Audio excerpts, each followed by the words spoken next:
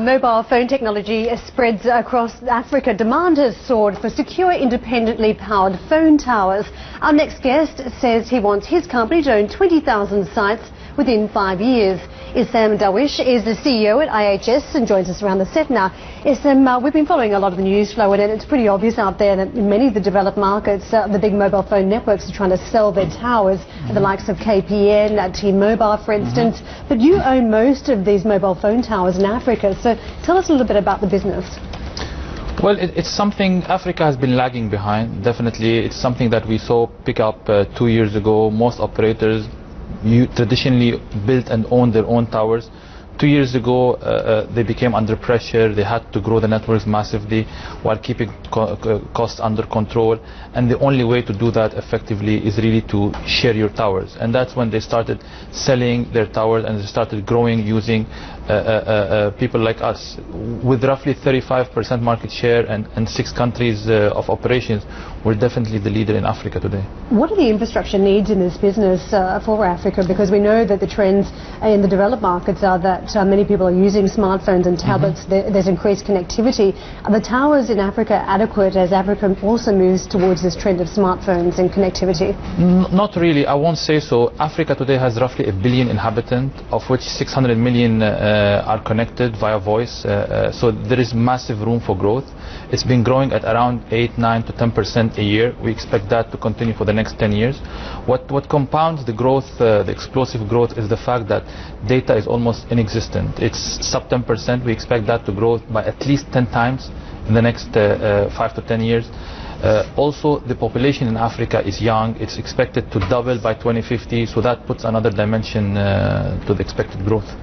What about, it's interesting, the challenge for this company, I would imagine, is on the capex side, because presumably it's a very capex intensive business. I mean, the macro story I think is interesting, and we'd love to come back to that, but what about the capex versus cash generation in the business? Well, it's definitely capital intensive. A tower costs around $200,000, and it's mostly because in Africa, as opposed to the US, for example, or Europe, you need to build a small power system. Actually, not a small power system. You have to have diesel generator, you have to have batteries, you have to have solar systems. We're a champion of solar systems. That costs a lot of money. So if you count the number of towers on the continent today, you're talking about 170,000. So roughly $40 billion has went into that. We need another 30 to 50,000 towers. That's another 10 to 15 billion dollars. So it's highly capital intensive, and that's why. You need large balance sheet investors to be part of it. Part of our shareholders is the World Bank, represented by the IFC.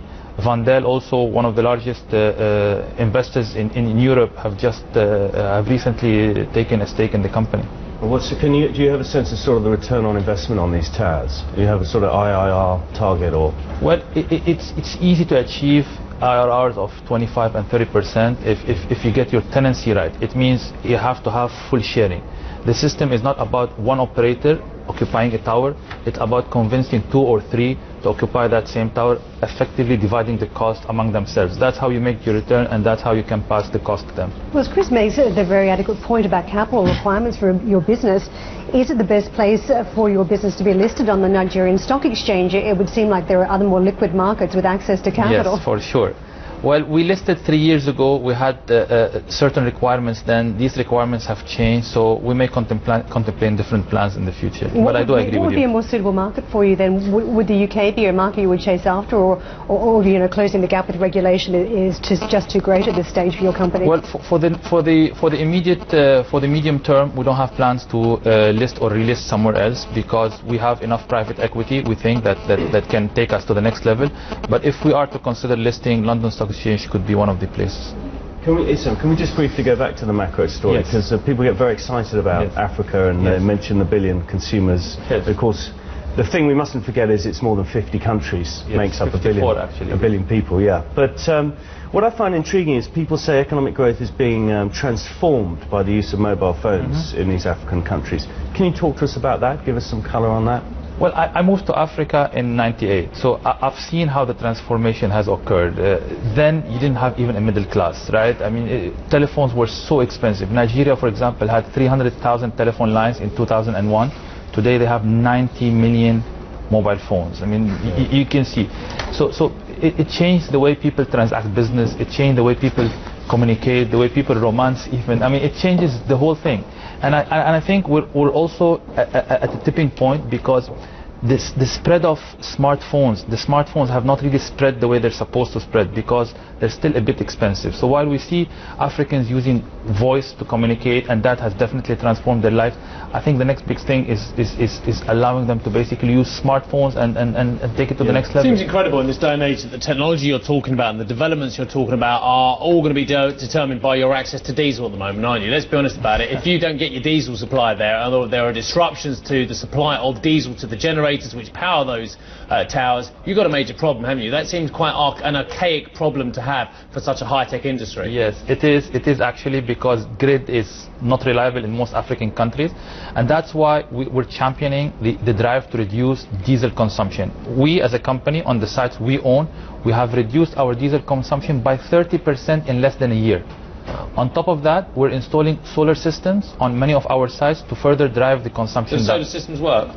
It works, and the good thing, I imagine the weather would be quite inhospitable in many... It doesn't work everywhere, everyhow. Yeah. It has to be designed. It cannot be one shoe fit all kind of thing. It has to be designed as per site, per area, per consumption. So it's a bit sophisticated, but it works on at least 10 to 20% of the sites. Okay, lovely. Look, I think we've had a very incisive look at all these issues, and we look forward to seeing how your company develops. And thank you very much indeed for the time. Issam Darwish is CEO of IHS.